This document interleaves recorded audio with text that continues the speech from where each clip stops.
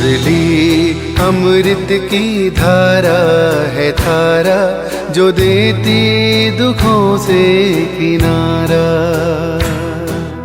मुरली अमृत की धारा है धारा, जो देती दुखों से किनारा। भूले जीवन में हो जा शिव बाबा मुरली में समझाए, भूले जीवन में हो जा। ओम शांति। 8 मई 2025 का महावाक्य है, मीठे बच्चे, देही अभिमानी बन बाप को याद करो तो याद का बल जमा होगा। याद के बल से तुम सारे विश्व का राज्य ले सकते हो। प्रश्न है, कौन सी बात तुम बच्चों के ख्याल ख्वाब में भी नहीं थी जो प्रैक्टिकल हुई है? उत्तर, तुम्हारे ख्याल ख्वाब में भी नहीं था कि हम भगवान से राजयोग सीखकर विश्व के मालिक बनेंगे, रजाई के लिए पढ़ाई पढ़ेंगे। अभी तुम्हें अथाह खुशी है कि सर्वशक्तिमान बाप से बल लेकर हम सतयुगी स्वराज्य अधिकारी बनते हैं। ओम शांति। यहाँ बच्चियां बैठती है प्रैक्टिस के लिए। वास्तव में यहाँ यानी सैंधली पर बैठना उनको चाहिए जो देही अभिमानी बन बाप की याद में बैठे। अगर याद में नहीं बैठेंगे तो वह टीचर कहला नहीं सकते। याद में शक्ति रहती है, ज्ञान में शक्ति नहीं है। इसको कहा ही जाता है याद का बल। योग बल सन्यासियों का अक्षर है। बाप डिफिकल्ट अक्षर काम में नहीं लाते। बाप कहते हैं, बच्चों अब बाप को याद करो।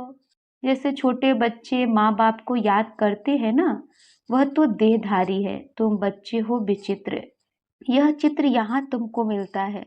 तुम रहने वाले विचित्र देश के हो, वहाँ चित्र रहता नहीं। पहले पहले यह पक्का करना है, हम तो आत्मा है। इसलिए बाप कहते, बच्चे देही अभिमानी बनो, अपने को आत्मा निश्चय करो। तुम निर्वाण देश से आए हो, वह तुम सभी आत्माओं का घर है। यहाँ पाठ बजाने आते हो। पहले पहले कौन आते हैं, यह भी तुम्हारी बुद्धि में है। दुनिया में कोई नहीं जिसको यह ज्ञान हो। अब बाप कहते हैं, शास्त्र आदि जो कुछ पढ़ते हो उन सबको भूल जाओ। श्री कृष्ण की महिमा, फलाने की महिमा कितनी करते हैं, गांधी की भी कितनी महिमा करते हैं, जैसे कि वह राम राज्य स्थापन करके गए हैं। परंतु शिव भगवानुवाच आदि सनातन राजा रानी के राज्य का जो कायदा था, बाप ने राजयोग सिखलाकर राजा रानी बनाया। उस ईश्वरीय रस्म रिवाज को भी तोड़ डाला। बोला राजाई नहीं चाहिए, हमको प्रजा पर राज्य चाहिए। अब उसकी क्या हालत हुई है, दुख ही दुख, लड़ते झगड़ते रहते हैं, अनेक मतें हो गई है। अभी तुम बच्चे सिरमत पे राज्य लेते हो, इतनी तुम्हारे में ताकत रहती है जो वहाँ लश्कर आदि होता नहीं। डर की कोई बात नहीं। लक्ष्मी नारायण का राज्य था, अद्वैत राज्य था, दो थे ही नहीं। जो ताली बजे उसको कहा ही जाता है अद्वैत राज्य। तुम बच्चों को बाप देवता बनाते हैं, फिर द्वैत से दैत्य बन जाते हैं रावण द्वारा।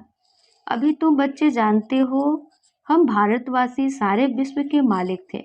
तुमको विश्व का राज्य सिर्फ याद बल से मिलता था, अब फिर मिल रहा है, कल्प कल्प मिलता है सिर्फ याद के बल से। पढ़ाई में भी बल है, जैसे बैरिस्टर बनते हैं तो बल है ना, वह है पाई पैसे का बल। तुम योग बल से विश्व पर राज्य करते हो, सर्वशक्तिमान बाप से बल मिलता है। तुम कहते हो, बाबा हम कल्प कल्प आपसे सतयुग का स्वराज्य लेते हैं, फिर गवाते हैं, फिर लेते हैं। तुमको पूरा ज्ञान मिला है। अभी हम श्रीमत पर श्रेष्ठ विश्व का राज्य लेते हैं, विश्व भी श्रेष्ठ बन जाता है। यह रचता और रचना का ज्ञान तुमको अभी है। ये लक्ष्मी नारायण को भी ज्ञान नहीं होगा कि हमने रजाई कैसे ली। यहाँ तुम पढ़ते हो, फिर जाकर रजाई करते हो। कोई अच्छे धनवान के घर में जन्म लेते हैं तो कहा जाता है ना, इसने आगे जन्म में अच्छा कर्म किया है, दान पुण्य किया है, जैसा कर्म ऐसा जन्म मिलता है। अभी तो यह है ही रावण राज्य। यहाँ जो भी कर्म करते हैं वो विकर्म होता है। सीढ़ी उतरनी ही है। सबसे बड़े ऊंचे ते ऊंच देवी देवता धर्म वालों को भी सीढ़ी उतरनी है। सतो रजो तमो में आना है। हर एक चीज नई से फिर पुरानी होती है। तो अभी तुम बच्चों को अथाह खुशी होनी चाहिए। तुम्हारे ख्याल ख्वाब यानी संकल्प स्वप्न में भी नहीं था कि हम विश्व के मालिक बनते हैं। भारतवासी जानते हैं कि इन लक्ष्मी नारायण का सारे विश्व पर राज्य था। पूज्य थे सो फिर पुजारी बने हैं। गाया भी जाता है, आप ही पूज्य आप ही पुजारी। अब तुम्हारी बुद्धि में यह होना चाहिए। यह नाटक तो बड़ा वंडरफुल है। कैसे हम 84 जन्म लेते हैं उनको कोई नहीं जानते। शास्त्रों में 84 लाख जन्म लगा देते हैं। बाप कहते हैं यह सब भक्ति मार्ग के गपोरे हैं। रावण राज्य है ना, राम राज्य और रावण राज्य कैसे होता है यह तुम बच्चों के सिवाय और कोई की बुद्धि में नहीं है। रावण को हर वर्ष जलाते हैं तो दुश्मन है ना। 5 विकार मनुष्य के दुश्मन है। रावण है कौन, क्यों जलाते हैं, कोई भी नहीं जानते। जो अपने को संगम योगी समझते हैं उनकी स्मृति में रहता है कि अभी हम पुरुषोत्तम बन रहे, भगवान हमको पढ़ा रहे। भगवान हमको राजयोग सिखलाकर नर से नारायण, भ्रष्टाचारी से श्रेष्ठाचारी बनाते हैं। तुम बच्चे जानते हो हमको ऊंचे से ऊंच निराकार भगवान पढ़ाते हैं। कितनी अथाह खुशी होनी चाहिए। स्कूल में स्टूडेंट की बुद्धि में रहता है ना, हम स्टूडेंट है, वह तो है कॉमन टीचर पढ़ाने वाला। यहाँ तो तुमको भगवान पढ़ाते हैं। जब पढ़ाई से इतना उच्च पद मिलता है तो कितना अच्छा पढ़ना चाहिए। है बहुत इजी, सिर्फ सवेरे आधा पौना घंटा पढ़ना है। सारे दिन धंधे आदि में याद भूल जाती है, इसलिए यहाँ सवेरे आकर याद में बैठते हैं। कहा जाता है बाबा को बहुत प्रेम से याद करो। बाबा आप हमको पढ़ाने आए हैं। अभी हमको पता पड़ा है कि आप 5000 वर्ष बाद आकर पढ़ाते हैं। बाबा के पास बच्चे आते हैं तो बाबा पूछते हैं आगे कब मिले हो। ऐसा प्रश्न कोई भी साधु सन्यासी आदि कभी पूछ न सके। वहां तो सत्संग में जो चाहे जाकर बैठते हैं। बहुतों को देखकर सब अंदर घुस जाते हैं। तुम भी अभी समझते हो, हम गीता रामायण आदि कितना खुशी से जाकर सुनते हैं। समझते तो कुछ नहीं थे। वह सब भक्ति की ही खुशी है। बहुत खुशी में नाचते रहते, परंतु फिर नीचे उतरते आए हैं। किस्म किस्म के हठ योग आदि करते हैं। तंदुरुस्ती के लिए ही सब करते हैं। तो बाप समझाते यह सब है भक्ति मार्ग की रस्म रिवाज। रचता और रचना को कोई भी नहीं जानते तो बाकी रहा है क्या। रचता रचना को जानने से तुम क्या बनते हो और न जानने से तुम क्या बन पड़ते हो। तुम जानने से सॉल्वेंट बनते हो, न जानने से वही भारतवासी इंसॉल्वेंट बन पड़े हैं। गपोरे मारते रहते, क्या क्या दुनिया में होता रहता है। कितने पैसे सोना आदि लूटते हैं। अब तुम बच्चे जानते हो वहां तो हम सोने के महल बनाएंगे। बैरिस्ट्री आदि पढ़ते हैं तो अंदर में रहता है ना, हम यह इम्तिहान पास कर फिर यह करेंगे, घर बनाएंगे। तुमको क्यों नहीं बुद्धि में आता है। हम स्वर्ग का प्रिंस प्रिंसेस बनने के लिए पढ़ रहे हैं। खुशी कितनी रहनी चाहिए, परंतु बाहर जाने से ही खुशी गुम हो जाती है। छोटी छोटी बच्चियां इस ज्ञान में लग जाती है। संबंधी कुछ भी समझते नहीं, कह देते जादू है, कहते हम पढ़ने नहीं देंगे। इस हालत में जब तक सगीर है तो माँ बाप का कहना मानना पड़े, हम ले नहीं सकते। बहुत खिटपिट हो पड़ती है। शुरू में कितनी खिटपिट हुई। बच्ची कहे हम 18 वर्ष की है, बाप कहे नहीं 16 वर्ष की है, सगीर है। झगड़ा कर पकड़ ले जाते थे। सगीर माना ही बाप के हुक्म में चलना है। बालिग है फिर जो चाहे सो करे, कायदे भी है ना। बाबा कहते हैं तुम जब बाप के पास आते हो तो कायदा है अपने लौकिक बाप का सर्टिफिकेट लेकर आओ। फिर मैनर्स भी देखने होते हैं। मैनर्स ठीक नहीं है तो वापस जाना पड़ेगा। खेल में भी ऐसे होता है, ठीक नहीं खेलते तो उनको कहेंगे बाहर जाओ, आबरू यानी इज्जत गंवाते हो। अभी तुम बच्चे जानते हो हम युद्ध के मैदान में हैं। कल्प कल्प बाप आकर हमको माया पर जीत पहनाते हैं। मूल बात ही है पावन बनने की। पतित बने हैं विकार से, बाप कहते हैं काम महाशत्रु है, यह आदि मद अंत दुख देने वाला है।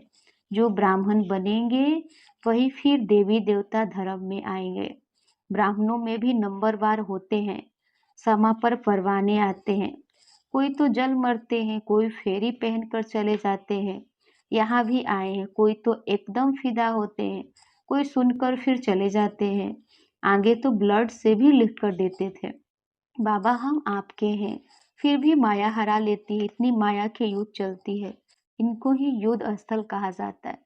यह भी तुम समझते हो, परम पिता परमात्मा ब्रह्मा द्वारा सभी वेदों शास्त्रों का सार समझाते। चित्र तो ढेर बना दिए है ना। नारद का भी मिसाल इस समय का है। सब कहते हैं हम लक्ष्मी अथवा नारायण बनेंगे। बाप कहते हैं अपने अंदर में देखो, हम लायक हैं, हमारे में कोई विकार तो नहीं है। नारद भक्त तो सब है ना। यह एक मिसाल लिखा है। भक्ति मार्ग वाले कहते हैं हम श्री लक्ष्मी को वर सकते हैं।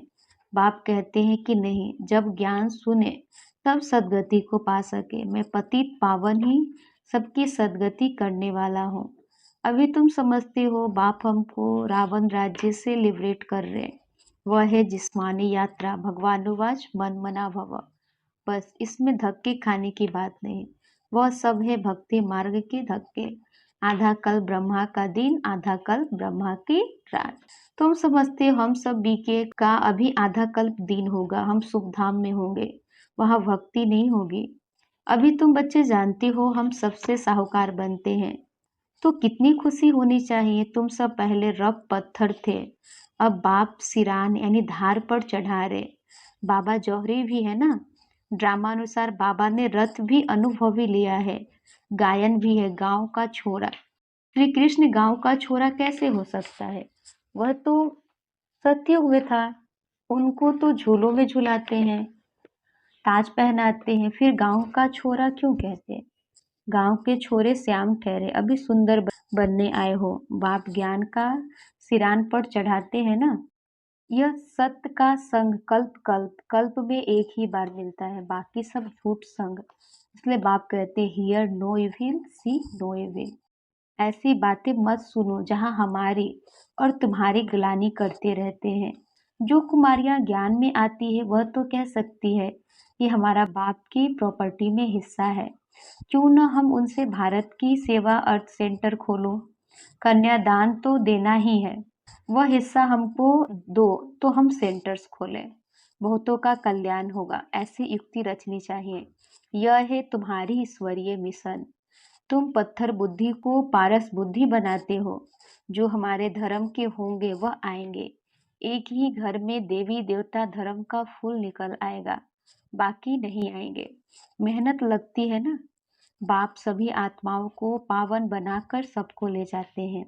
इसलिए बाबा ने समझाया था, संगम के चित्र पर ले जाओ। इस तरफ है कलयुग, उस तरफ है सतयुग। सतयुग में है देवताएं, कलयुग में है असुर। इसको कहा जाता है पुरुषोत्तम संगम युग। बाप ही पुरुषोत्तम बनाते हैं। जो पढ़ेंगे वो सतयुग में आएंगे, बाकी सब मुक्ति धाम में चले जाएंगे, फिर अपने अपने समय पर आएंगे। यह गोले का चित्र बड़ा अच्छा है। बच्चों को सर्विस का शौक होना चाहिए। हम ऐसी ऐसी सर्विस कर, गरीबों का उद्धार कर, उनको स्वर्ग का मालिक बनाएंगे। अच्छा, मीठे मीठे सिक्के लधे बच्चों प्रति माता पिता बाप दादा का याद प्यार और गुड मॉर्निंग। रूहानी बाप की रूहानी बच्चों को नमस्ते। हम रूहानी बच्चों की रूहानी माता पिता बाप दादा को याद प्यार गुड मॉर्निंग और नमस्ते नमस्ते नमस्ते। शुक्रिया बाबा, शुक्रिया। धारणा के लिए मुख्य सार है, अपने आप को देखना है। हम श्री लक्ष्मी श्री नारायण समान बन सकते हैं। हमारे में कोई विकार तो नहीं है। फेरी लगाने वाले परवाने हैं या फिदा होने वाले, ऐसे मैनर्स तो नहीं है जो बाप की आबरू यानी इज्जत जाए। सेकंड है अथाह खुशी में रहने के लिए सवेरे सवेरे प्रेम से बाप को याद करना है और पढ़ाई पढ़नी है। भगवान हमें पढ़ाकर पुरुषोत्तम बना रहे। हम संगम युगी हैं, इस नशे में रहना है। वरदान है सर्व गुणों के अनुभवों द्वारा बाप को प्रत्यक्ष करने वाले अनुभवी मूर्त भव। सर्व गुणों के अनुभवों द्वारा बाप को प्रत्यक्ष करने वाले अनुभवी मूर्त भव। जो बाप के गुण गाते हो उन सर्व गुणों के अनुभवी बनो। जैसे बाप आनंद का सागर है तो उसी आनंद के सागर की लहरों में लहराते रहो। जो भी संपर्क में आए उसे आनंद, प्रेम, सुख सब गुणों की अनुभूति कराओ। ऐसे सर्व गुणों के अनुभवी मूर्त बनो तो आप द्वारा बाप की सूरत प्रत्यक्ष हो, क्योंकि आप महान आत्माएं ही परम आत्मा को अपने अनुभवी मूर्त से प्रत्यक्ष कर सकती हो। स्लोगन है, कारण को निवारण में परिवर्तन कर अशुभ बात को भी शुभ करके उठाओ। कारण को निवारण में परिवर्तन कर अशुभ बात को भी शुभ करके उठाओ। अव्यक्ति सारे रूहानी रॉयल्टी और प्योरिटी की पर्सनालिटी धारण करो। ब्राह्मणों की लाइफ जीवन का जीवदान पवित्रता है। आदि अनादि स्वरूप ही पवित्रता है। जब स्मृति आ गई कि मैं अनादि आदि पवित्र आत्मा हूँ, स्मृति आना अर्थात पवित्रता की समर्थी आना। स्मृति स्वरूप समर्थ स्वरूप आत्माएं निजी पवित्र संस्कार वाली है, तो निजी संस्कारों को इमर्ज कर इस पवित्रता की पर्सनालिटी को धारण करो। अच्छा, ओम शांति।